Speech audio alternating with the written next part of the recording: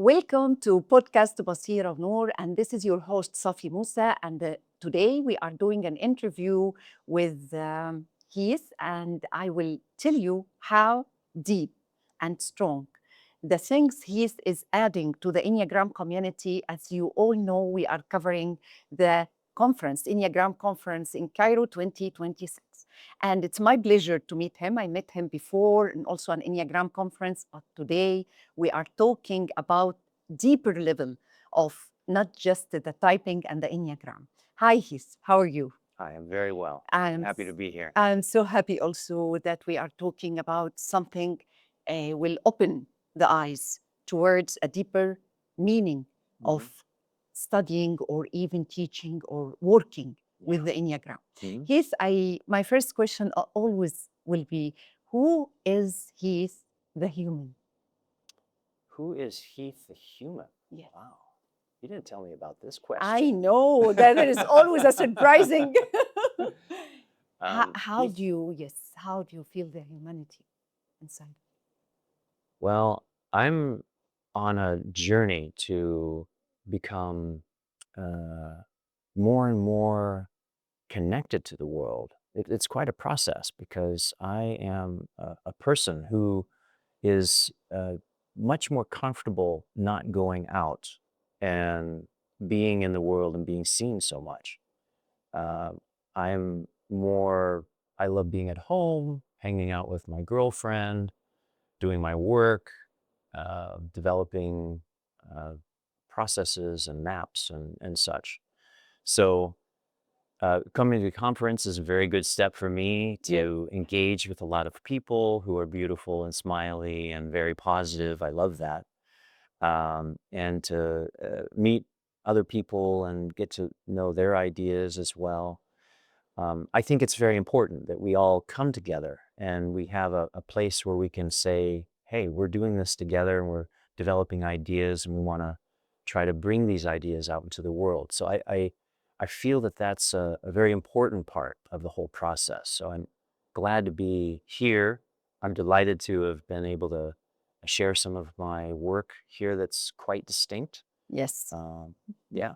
And this also will take us to this beautiful exchange of knowledge, exchange of development, because every teacher, everyone of all the community, they somehow found a path to develop and make the integrating inside the Enneagram itself and the Enneagram community. So I'm also very happy and delighted to have you here. Thank you. I would love to start with, as you are working in the trauma and Enneagram, and you have developed your own system and your own curriculum, if I may say. Yeah. And I would love if you can explain or reveal more about this system. Yeah, you bet. Well, it's called Five Aspects. And basically, the five aspects are um, being, mind, heart, body, and sexuality. Okay, we work with all of those. But the first one is most important. And being is where we work with the neurobiology, as we were talking about before. Yeah. So important for all of us because we have a nervous system and this has a huge impact on us. This is where we work at the trauma level, and we do it in a very sensitive, different way than a lot of traditional trauma methodology has. And I'll get back to that. The second aspect is the mind, and the mind is the Enneagram piece that we bring in. We need a map to help us understand and be able to reflect and see what's going on at the psychological level. And the Enneagram is the best map for that, in my opinion. And so we use that, and we've integrated the mind and the being together in an incredibly powerful, integrated way at the instincts level. So the instincts form the bridge between the being and the mind work, from the trauma work to the Enneagram work. Yes. It's at the instincts particularly that are very helpful, and not just the strongest instinct, but how the instincts are combining together in a configuration. So it's first, second, and third. Yeah. Has a huge impact both on our ability to understand what's happening at the trauma level, at fight, flight, and freeze, and also what's going on psychologically. So we bring those together through the instinctual lens. Beautiful.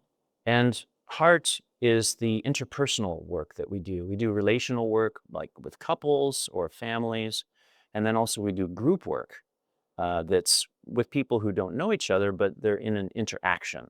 And it's a dynamic, it's alive, it's emergent, and that's a kind of process in its own. And then body and sexuality are part of our program, but I think we're going to focus a bit more on the first three, since that's what I was. But I would love to go through the systems. You would like to go through We the said system. at the Okay. beginning the neurobiology, and then the mind will be the enneagram map, and then the heart, where people are interpersonal interaction, Yeah. and then after that will be this is the heart, then will be The the body.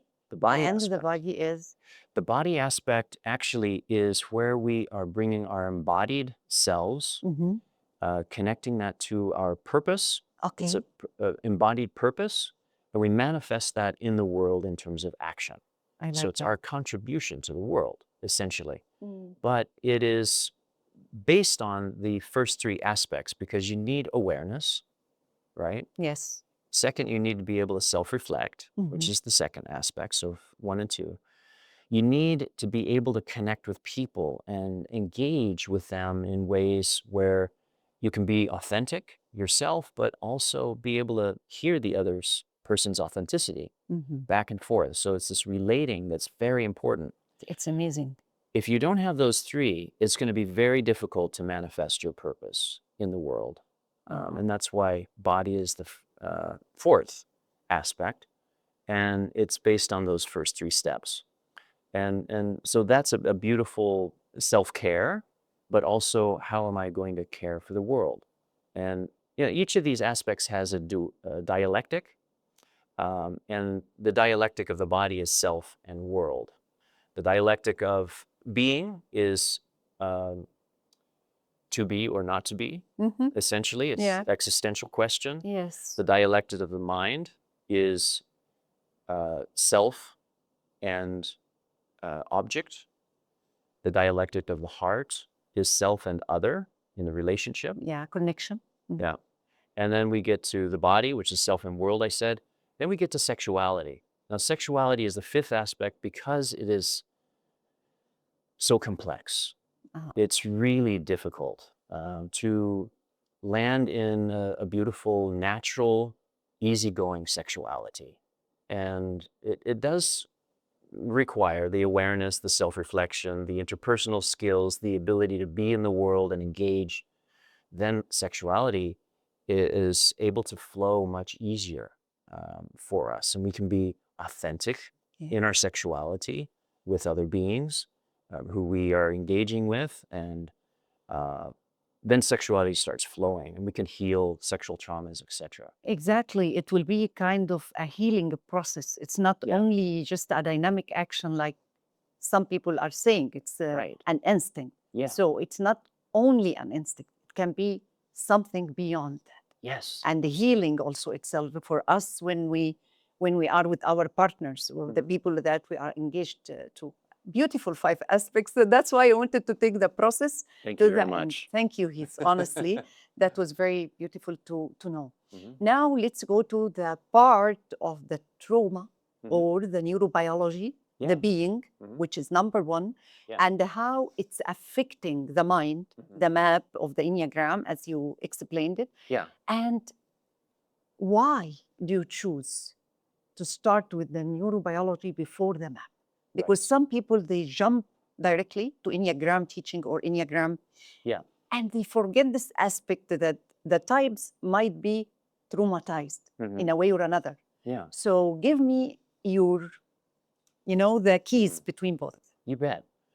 Well, really, most of my clients who come to me and to us at 5 Aspects, we are dealing with folks who are going through difficulty, problems, and most of us are carrying something like that in our lives, even though we might not call ourselves traumatized or we had a particular trauma. I mean, even our personality is revealing some of those traumas inside. The way I look at trauma is essentially we define the whole of being human as wholeness. And wholeness is everything. It's not a destination. It's actually encompassing uh, where we want to go, the expansion and all the goodness that everyone's talking about, like essence and all the Yes. wonderful Yes. virtues and holy ideas and that. But it also includes the concentration of wholeness, which is what I call. So wholeness is concentration and it's expansion. Yeah. And all the way from the very beginning, To we're the- already in wholeness, Mm. already. So that's the attitude that we take. We're not actually going anywhere. We are finding the place right here where we are. Beautiful. And we're Mm. holding that with a kind of a sacred reverence, really, in session with people, one-to-one, relational, or group. And also in our teaching, Mm. we approach it this way. So even if someone is in a concentrated situation, and that's more existential, they're not feeling safe, their instincts are arising, as in the nervous system is reacting and coming up. The nervous system, these fight, flight, and freeze responses, they're self-protective. They're the underbelly of the instincts themselves. That's true. So they're more immediate in response. So it's like maybe a person is going to be feeling agitated before they do a presentation, for example. Yeah. That's sort of the flight response, right? To run away from that. So that's a real pure neurobiological response. But the instincts get translated into more longer-term habituated orientations in life. So that's when you see the neurobiology getting expressed in real time in a person's life over months and years and decades. And then personality is on top of that. So actually any discussion of real growth has to happen at the neurobiological level as well as the instinctual level. Then later on we can tackle the personality material. And so a lot of folks who are struggling with trying to be present, which is a regulated state, they need the neurobiological support. They need and trauma is just a concentrated wholeness. So it's in any concentrated form, we're going to be using this the support that we use for the being development until a person gets to a stage where they have the awareness, the regulation, and they can kind of self-reflect, start self-reflecting. They have enough self-awareness where they're regulated, then we can introduce knowledge of the Enneagram because it's more palatable. A person can bring it in and digest it, becomes useful then, rather than adding something to a system that's already kind of struggling. There's an important truth about our growth process, and that is safety is very important. And that's not talked about enough. Yeah. If we're not feeling safe, our nervous system is going to be edgy, and you can't learn under those circumstances. So that's why in our trauma work with a being, we are spending quite a bit of time on positive reinforcement. We're making people feel safe. We're inviting them into a process and valuing them just as they are. There's no pressure to be something else. Now, the Enneagram has beautiful intentions, right? It's wanting to help people move into a new domain, a new dimension, and that requires a change, a shift.